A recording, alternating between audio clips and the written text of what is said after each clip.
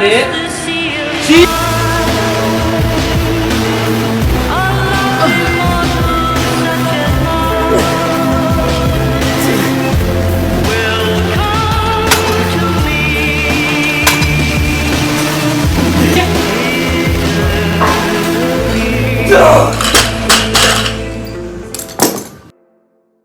Bon, aujourd'hui c'était encore une séance exceptionnelle sur les deux main lifts de mouvements polyarticulaires, mais aussi surtout les exercices d'isolation. Ça a été vraiment une séance pépite et aussi une séance très longue. 10h40, c'est mon record. Bon, j'avais déjà fait un 6h30, 6h40. Donc on va commencer directement à résumer la chose parce que sinon ça va prendre un petit peu de temps. Premier exercice, ou plutôt dernier exercice de la séance, des rotations de buste. Et vous allez comprendre pourquoi ça a mis du temps. Première série. Donc j'ai directement fait une série très longue et j'ai fait 40 répétitions. 27 kilos, 40 répétitions. Et pour vous dire, en fait, on va très bien introduire cette séance parce que elle a été composée uniquement de ce genre de rep range. Parce que juste après, par exemple, pour continuer cette introduction, j'ai fait avec 18 kilos. C'est ma deuxième série et j'ai fait évidemment 100 répétitions.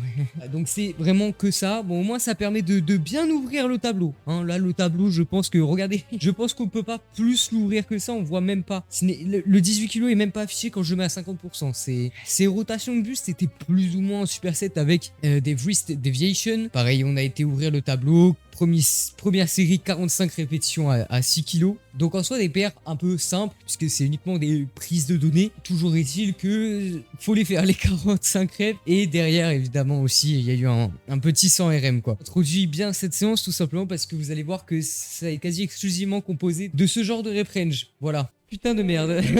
Ça va être incroyable. Maintenant, on a le superset wrist extension et wrist curl en forte tension d'étirement. Donc là, sur la variante touch and go classique, on a un petit 5 kg x 18 en première série. Tranquillement, pareil, ça remplit une case et on ouvre le tableau. Et en deuxième série, on a encore plus ouvert le tableau puisque je suis descendu à 31 reps avec 4 kilos. Donc pareil, voilà, l'espacement entre les poids est plutôt logique, hein, plutôt cohérent. Donc, mais bon, j'en peux plus. Beaucoup trop de répétitions en fait. Maintenant, wrist curl, forte tension d'étirement, on a un gros PR puisqu'on a un PR plus 4 kilos et plus 8 répétitions puisque du coup j'ai fait passer un 23 x 16 kilos à un 31 x 20 kilos. Plutôt un gros banger. Le potentiel de performance sur l'exercice au vu du peu d'amplitude qu'on a est assez insane, hein, je pense. Et évidemment en deuxième série j'ai aussi été chercher un petit peu de répétition quoi parce que je suis allé encore une fois taper les 100 reps avec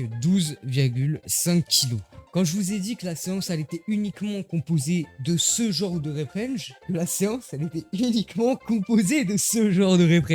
Maintenant on a les tibial raises et pareil, bon on a évidemment un PR zinzolesque hein, que j'ai fait un petit 17,4 kg x 26, donc là ça permet de déloger 2 cases mais vraiment enfin bref le tableau...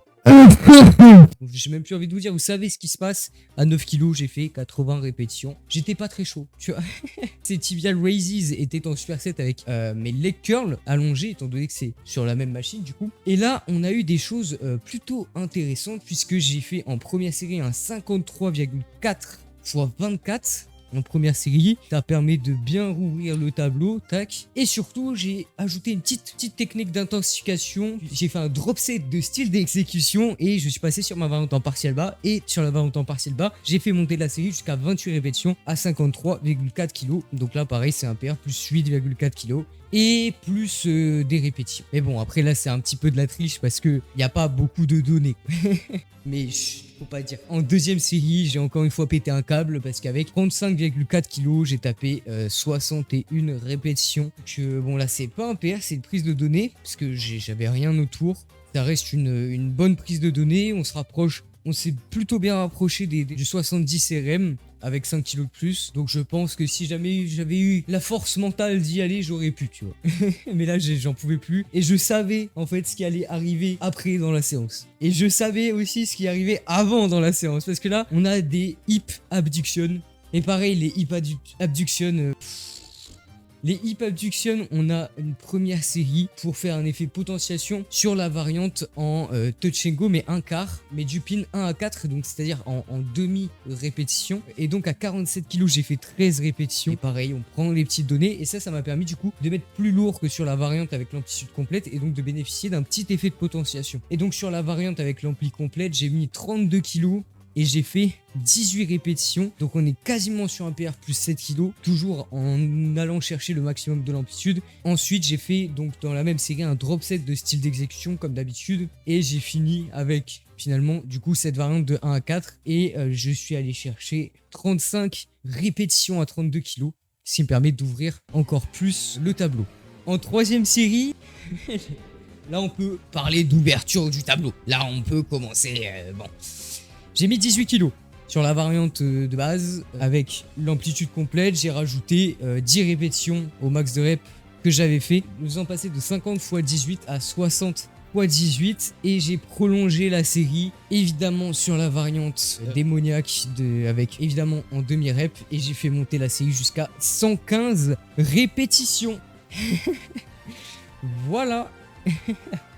Alors là pareil hein, le tableau bon il est tellement ouvert qu'on ne voit même plus la fin. En finisher du coup j'ai fait un hold haut donc dans la fin d'amplitude pour travailler vraiment le raccourcissement total de mes abducteurs et pour travailler du coup ma mobilité, ma souplesse active. Et donc à 7,8 kg j'ai tenu 2 minutes 10 de hold. Et donc là je pense que on peut pas faire mieux hein. Au niveau ouverture de tableau, là vous avez un exemple concret de comment est-ce qu'on ouvre son tableau, tu vois. Et comment est-ce qu'on chiale aussi. Des hip abduction étaient en superset avec des leg extension. Et pareil, vous savez ce qui va se passer. Tout le monde le sait. En première série, ça va, je suis resté calme. J'ai mis 66 kg et j'ai fait un PR plus 5 kg sur mon 11 RM. Donc ça fait déjà, c'est vraiment un banger. Et ensuite, en deuxième série, toujours sur la variante Touch and Go classique, j'ai mis 47,3 kg et j'ai fait 23 répétitions. Donc là, on est sur un PR plus 2,3 kg et plus une répétition. Donc ça, pareil, un petit banger tranquillement. Et... là, on arrive sur la variante démoniaque, la variante que j'ai fait qu'une seule fois pour le moment, à savoir le partiel haut en dead rep.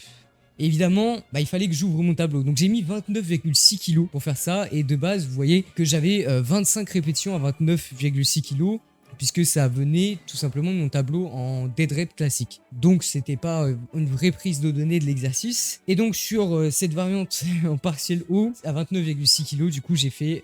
un plus 16 répétitions parce que j'ai fait passer du coup de 25 répétitions à 41 répétitions. Donc au moins le tableau est bien ouvert. Maintenant on a 40 rep range sur lesquels aller PR en partiel haut. Et surtout je continue cette variante pour essayer de déload mon genou, essayer de déload mon quadriceps dans la position étirée. Parce que du coup, couplé à l'exercice du behind the back, ça m'évite d'avoir trop d'étirement sur le quadriceps, puisque ces derniers temps, j'ai senti que mon quadriceps dans sa position d'étirement n'était pas à son prime.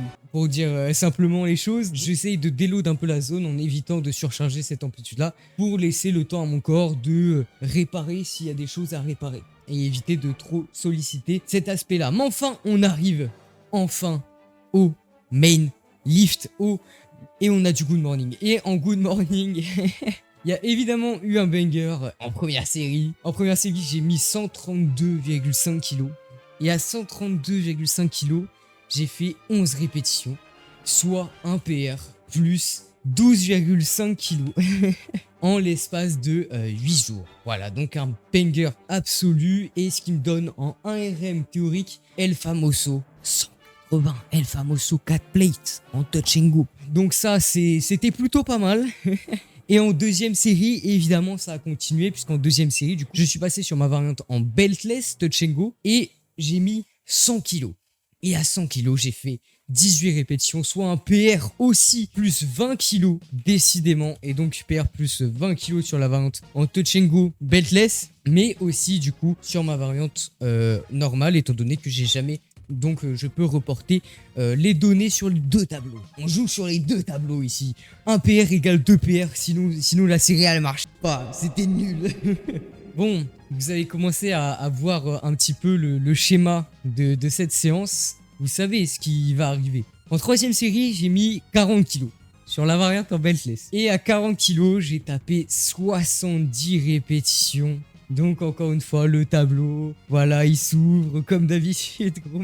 Mais moi, à la fin, j'en pouvais plus, gros, parce que juste mentalement, en fait, faire, bon, sur les premiers exercices, faire des hauts rep range, ok, c'est chiant, c'est taxant, ça fait mal, ça brûle, etc. Mais ça va, tu vois. Mais quand tu fais ça sur tous les exercices pendant 6 heures, non, mais gros, t'as juste envie de te tirer une balle à la fin. Et mec, j'avais tellement des courbatures le soir même, mais des dingueries. Je sais pas quoi dire. Mais maintenant, on va parler du behind the back deadlift, you know. Et behind the back, pareil, il s'est passé des petits trucs très intéressants. En première série, on a un plus 2,5 kg sur le 8 RM, le faisant passer d'un petit 165 x 8 à un 167,5 x 8. Donc ça fait vraiment plaisir déjà en première série. Ce qui me donne aussi théoriquement les 200 et plus, voire même 205 de mémoire.